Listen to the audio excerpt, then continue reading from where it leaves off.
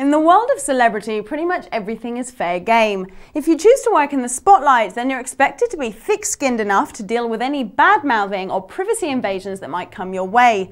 The general rule is that it's all part of your job. But what happens if you never set out to become famous in the first place, and a little something called the internet has propelled you to online superstardom, with all the good and the bad that goes with it? It's Thursday the 6th of March, I'm Olivia, and this is MoBuzz TV.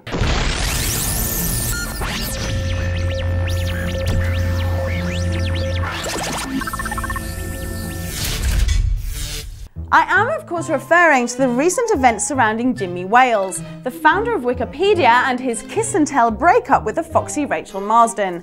Online Silicon Valley gossip brag Valleywag had a field day with Wales' and Marsden antics, a summary of which goes a little something like this. Jimmy met Rachel when she contacted him about changes that she wanted made to her Wikipedia profile. Jimmy, ignoring his company's own rules, changed her profile in a rather non-neutral light. Rachel then released sexy IM chats that the couple had had previously. Jimmy then dumped Rachel via Wikipedia. Rachel then auctioned Jimmy's clothes on eBay. All in all, some very sensible grown-up behaviour from some very sensible grown-up people. And more recently, an ex-Wikipedia employee has accused Jimmy of using the company to fund his own personal luxuries. Once again, in a very public way, a blog post. Keeping up? Good. Well, there's more. My favourite tech cruncher Michael Arrington then posted an article about how despicable it is that certain sites, and I'm pretty sure he was talking about Valleywag here, think that they can splash the private lives of prominent Web 2.0ers all over the internet. Now, the thing here is, does Mr. Arrington have a point?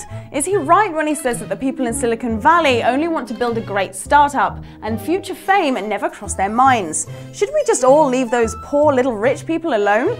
However, there is a strong stench of double standards on Mr. Arrington's part. TechCrunch are in fact one of the main sponsors of Pop 17, the new online show from Sarah Myers that focuses on, yep, you guessed it, the news and activity of internet superstars. Heard about Michael Jackson, Paris Hilton, and Britney Spears.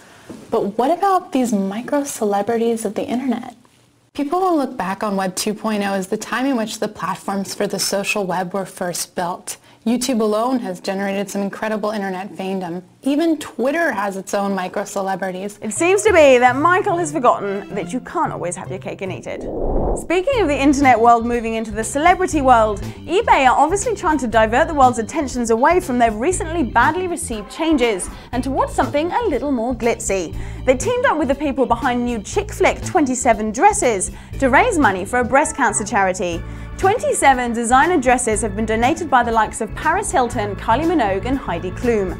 There's a dress or two up for grabs every night until they're all gone. And you've got to admit it's a rather smart move on everyone's part here. Good press for all, don't you think? We're always hearing about the terrible toxic crap emitted by gadgets and how we really should watch our carbon footprint. But have you ever wondered how much energy exactly is used when you surf the net? Well, apparently one search on Google uses up the same amount of energy as leaving the light bulb on in your house for a whole hour. So, how to cut back on your terrible non-eco-friendly habits? Search the net in the dark, of course. Although the Wall Street Journal has reported on this recently, this next piece isn't really news to me, as I know a lot of people who are being affected. Companies across the US have begun to block video sharing sites from the internet servers in the workplace. Along with instant chat, social networking, and that old favourite, pornography, online video has become a massive distraction for employees. It turns out that the heaviest video consumption is during weekday lunch hours between midday and 2 p.m, when, surprise, surprise, everyone is at work. But then again, surely you're free to do whatever you please on your lunch hour. What do you guys think? Does your workplace block certain internet sites? And if it does it really bother you? Or then again, all this talk of employee time wasting could just be a waste of time. Maybe the companies are just more interested in saving energy consumption. If one Google search is an hour's worth of light, I dread to think what 2 hours playing on YouTube could do to the environment. We're going to end the show by taking a look at the latest happenings between Yahoo and Microsoft. The search engine are trying to delay Microsoft's effort to begin a proxy contest by maybe planning to postpone their annual meeting. A public company cannot go more than 13 months without holding an annual meeting. But seeing as Yahoo held their last one in June 2007, they could keep the software giant at bay for a little longer. They've also stepped up the talks about a possible merger with AOL in order to avoid being bought by Microsoft for $41.2 billion. A merger with AOL is supported by Google and is perhaps more appealing to Yahoo than being bought outright by Microsoft. Okay guys, so we've talked about the rights and wrongs of internet celebrity, how to get your hands on one of Kylie's dresses, destroying the environment via Google searches, and Yahoo's latest dilemma. Hope that's enough to keep you happy. Bye.